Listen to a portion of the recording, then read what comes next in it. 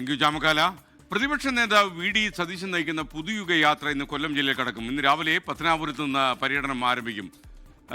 കൊല്ലം ജില്ലയിലെ 10 നിയമസഭാ മണ്ഡലങ്ങളിലൂടെയായിരിക്കും വി.ഡി. സതീശന്റെ ഇന്നത്തെ പര്യടനം. ഷെബീദ് റാവുത്തർ പത്തനാപുരത്ത് നിന്നും തത്സമയം ചേരുന്നു. Shebeed, good morning. പത്തനാപുരത്ത് എന്തായാലും വളരെ വാശിയേറിയ പോരാട്ടം ഇത്തവണ നടക്കുമെന്ന കാര്യത്തിൽ ഉറപ്പാണ്. അപ്പോൾ വി.ഡി. സതീശന്റെ ഇന്നത്തെ യാത്ര പത്തനാപുരത്ത് എത്തുമ്പോൾ എന്തൊക്കെ കാര്യങ്ങളാണ് നമുക്ക് പ്രേക്ഷകരുമായി പങ്കുവയ്ക്കാൻ കഴിയുന്നത്?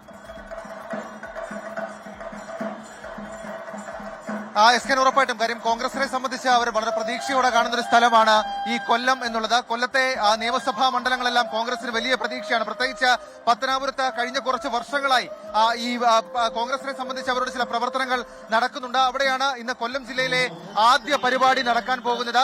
അതായത് കൊല്ലം നിലവിൽ ഇപ്പോൾ നമ്മൾ നിൽക്കുന്ന പത്തനാപുരത്ത് നിന്നായിരിക്കും പുതുയുഗ യാത്ര ആരംഭിക്കുക. അതിനുശേഷം വളരെ പ്രധാനപ്പെട്ട ചില സ്ഥലങ്ങളിൽ കൂടി പുതുയുഗ യാത്ര പോകും. പ്രത്യേകിച്ച് പത്തനാപുരം, പുനലൂർ, ചടയമംഗലം, കൊട്ടാരക്കര, കുന്നത്തൂർ ഇത്രയും സ്ഥലങ്ങളിലാണ് ഇന്നത്തെ പരിപാടി നടക്കുക.